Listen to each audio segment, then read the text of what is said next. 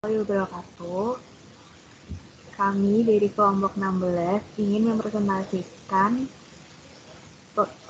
tugas paper penggorengan yang berjudul ubi jalar atau sweet potato frying. Saya perwakilan dari kelompok 16 yang bernama Nadia Budi Pratiwi dengan NIM 140132. Saya Alfatania Azura, NIM 22030119140130 dan teman saya Clarissa Patresia dengan NIM 22030119140128 serta Dela Alvira P 22030119140134.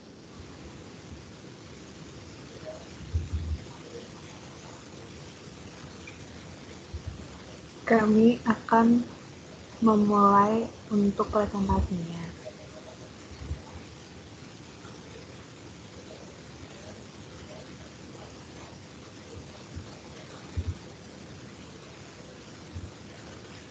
Yang pertama ada daftar isi.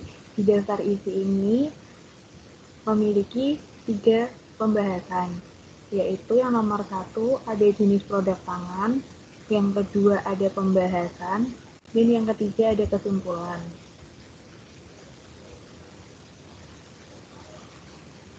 Yang pertama, pengenalan tentang ubi jalar kuning. Ubi jalar kuning itu banyak disukai karena memiliki warna yang menarik, manis, dan bertepung besar. Selain itu, ubi jalar kuning itu mengandung karbohidrat, vitamin A, vitamin C, dan mineral. Ubi jalar merupakan tanaman penting dengan akar umbi yang berasa manis. Jenis ubi kuning itu lebih disukai karena warnanya yang menarik dan rasanya yang enak, serta memiliki kualitas masakannya yang tinggi. Selain itu, ubi jalar kuning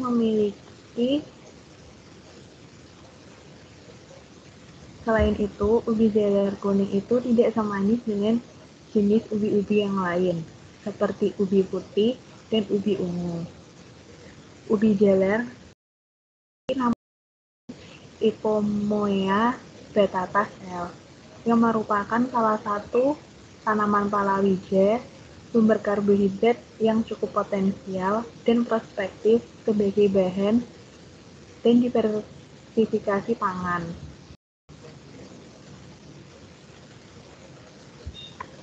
Ditinjau dari nilai gizinya, kandungan karbohidrat ubi jalar itu mencapai 80–90%, serta ubi jalar juga kaya akan vitamin A, vitamin C, dan mineral.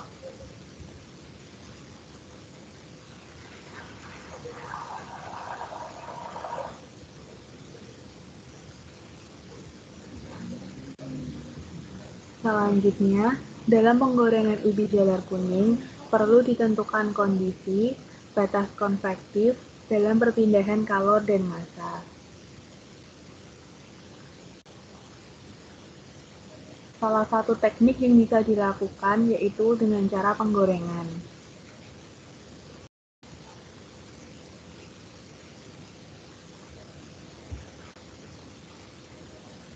Penggorengan merupakan cara pengolahan yang melibatkan pergerakan uap air dan minyak keluar masuk bahan makanan ke minyak yang ada di sekitarnya. Menggoreng merupakan salah satu perlakuan panas terhadap bahan untuk mematangkan suatu bahan pangan. Proses utama yang terjadi selama proses penggorengan adalah perpindahan panas dan massa dengan menggunakan minyak yang berfungsi sebagai media penghantar panasnya.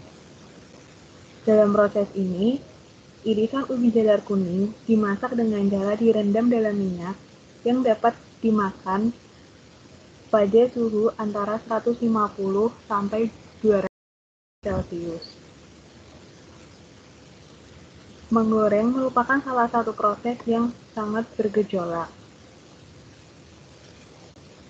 Salah satu faktor utama yang mengatur Laju perpindahan panas dan massa selama penggorengan adalah koefisien perpindahan panas konvektif.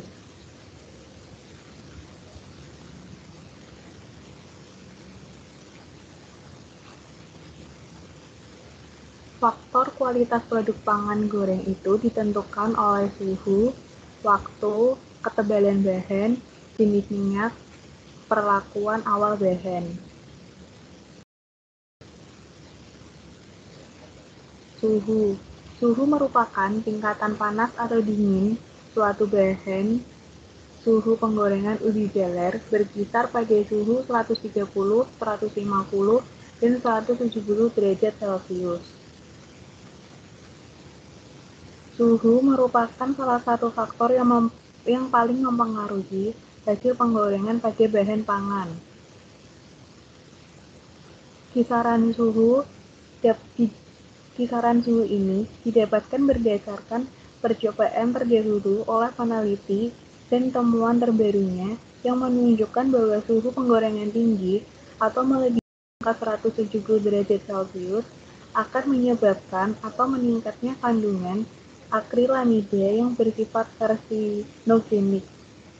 Akrilamida merupakan suatu senyawa yang berbahaya dan bersifat karsinogenik atau dapat menyebabkan penyakit kanker.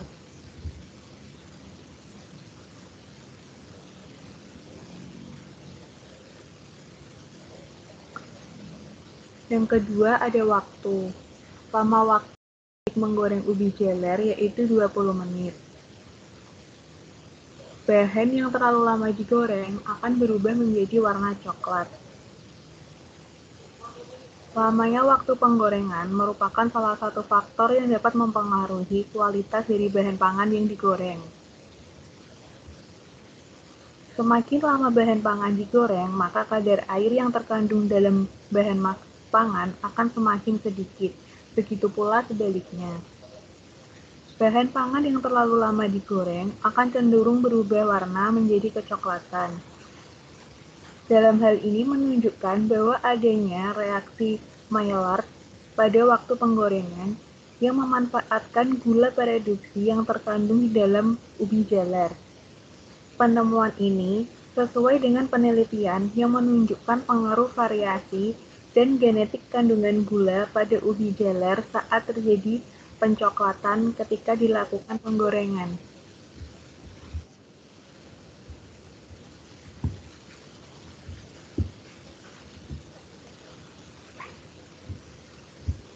Selanjutnya adalah pH. pH atau power of hydrogen adalah derajat keasaman yang digunakan untuk menyatakan tingkat keasaman yang dimiliki oleh suatu larutan. Asam lemak bebas menyebabkan minyak menjadi turun. Proses penggorengan ubi jalar kuning tidak dipengaruhi oleh ubi yang digunakan. Pengukuran pH pada minyak goreng pada proses penggorengan terjadi akibat perubahan hidrolisis pada trigliserida menjadi asam lemak bebas. Asam lemak tersebut akan menyebabkan nilai pH minyak menjadi turun yang mengakibatkan adanya asam lemak bebas, mengakibatkan suasana minyak menjadi asam.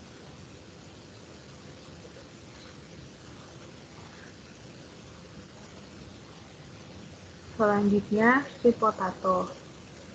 Sweet potato atau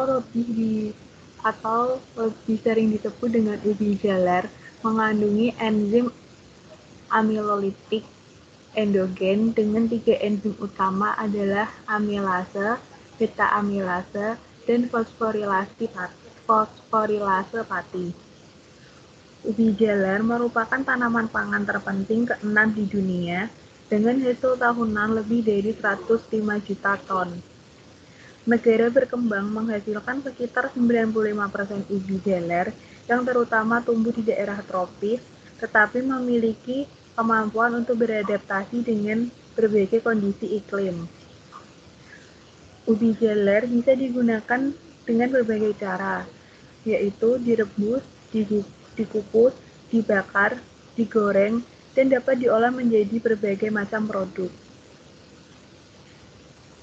Ubi jalar memiliki sejumlah sifat fisiko-kimia, terutama terdiri dari karbohidrat yang berkisar antara 80% sampai 90% dari berat kering akar, dengan pati yang menjadi komponen paling melimpah dari bahan kering akar yang membentuk 50% sampai 80%. Ubi jalar mengandung enzim amilolitik endogen dengan 3 enzim utama adalah alfa amilase, beta amilase, dan fosforilase pati. Enzim ini penting untuk pemecahan pati menjadi gula yang lebih sederhana selama penyimpanan dan pemrosesan. Adanya amilase pada ubi jalar akan mempengaruhi pemanfaatannya, terutama dalam industri pangan, karena adanya efek hidrolitik enzim pada pati ubi jalar yang juga berpengaruh pada khasiat produk ubi jalar.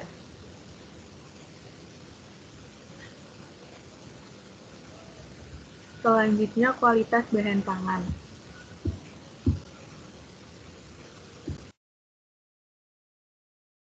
Baik, untuk kualitas bahan pangan tersebut ada warna. Nah, jadi yang memberi warna pada umbi itu adalah beta karoten. Jadi beta karotennya itu berkorelasi dengan intensitas warna kuning umbi.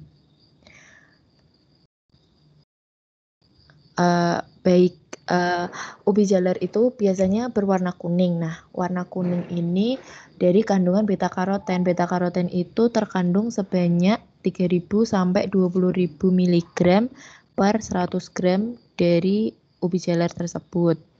Nah, ketika dilakukan penggorengan itu, ubi jalar akan mengalami warna kecoklatan. Nah, kecoklatan ini karena dipengaruhi oleh gula produksi, asam amino, dan protein, serta suhu dan waktu selama dilakukannya penggorengan.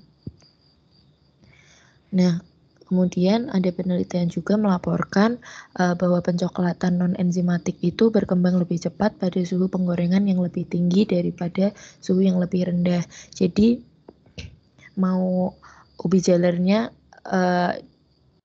digoreng dengan durasi yang sama, tetapi berbeda dalam suhunya, tingkatan suhunya, maka warnanya akan menjadi lebih gelap untuk yang suhunya lebih tinggi.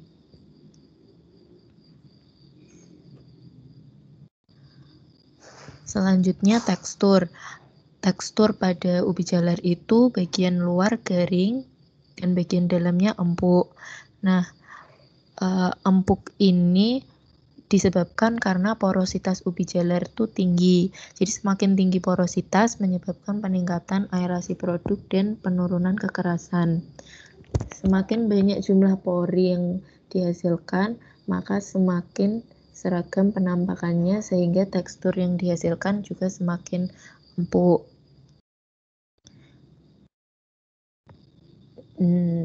Tekstur ubi bagian luar yang bagian kering itu juga dipengaruhi oleh proses dehidrasi. Jadi ini sebagai akibat pindah panas dari minyak goreng ke bahan. Selanjutnya aroma. Aroma ubi jalar sebelum dilakukan penggorengan itu aromanya yang biasa saja, tetapi setelah dilakukan penggorengan menjadi lebih menyengat. Nah, aroma yang harum dan khas pada ubi jalar ini disebabkan karena kandungan pati yang terdegradasi.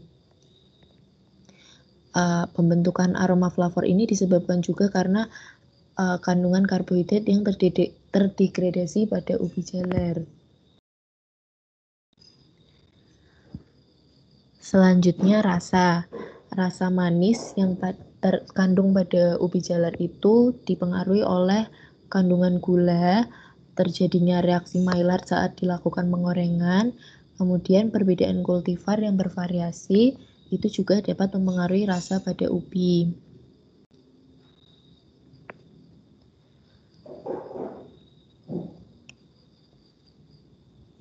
Kemudian kandungan makronutrien yang ada pada ubi jalar.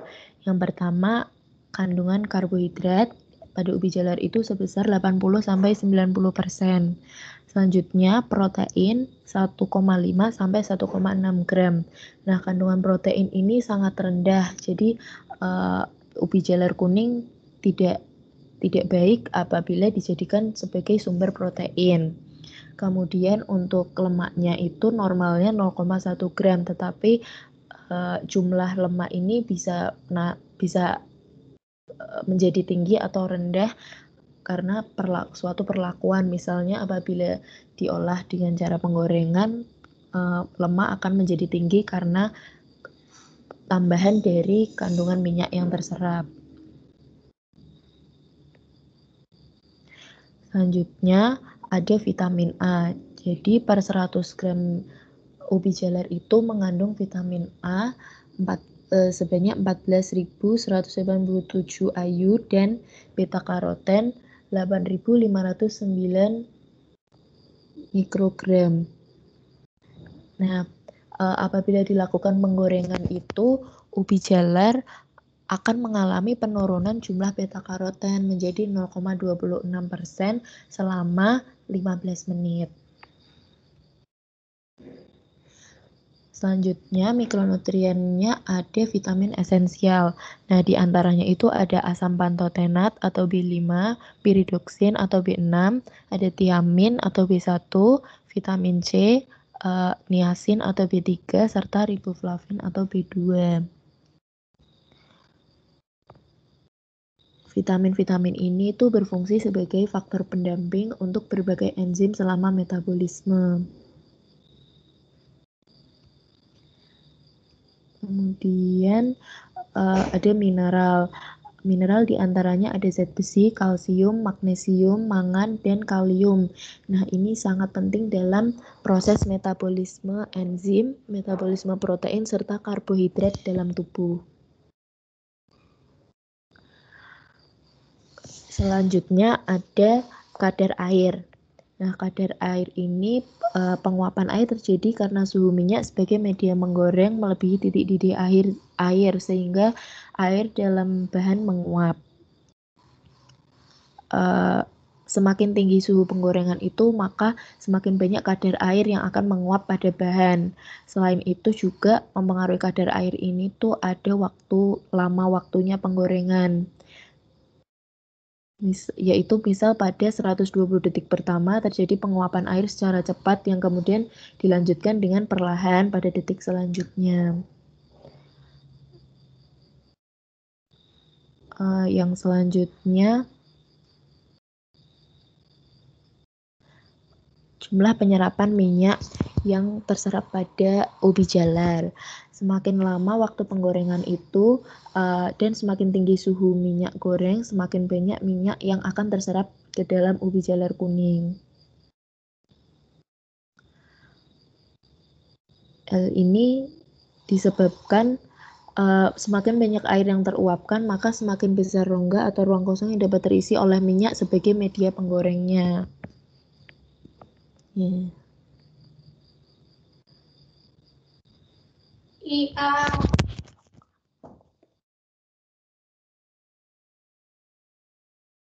Nah, kesimpulannya yang pertama,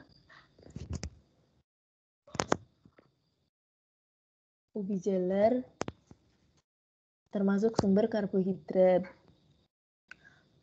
Yang kedua, penggorengan itu merupakan cara yang memberikan rasa, warna, dan sifat yang rendah pada ubi jalar kuning.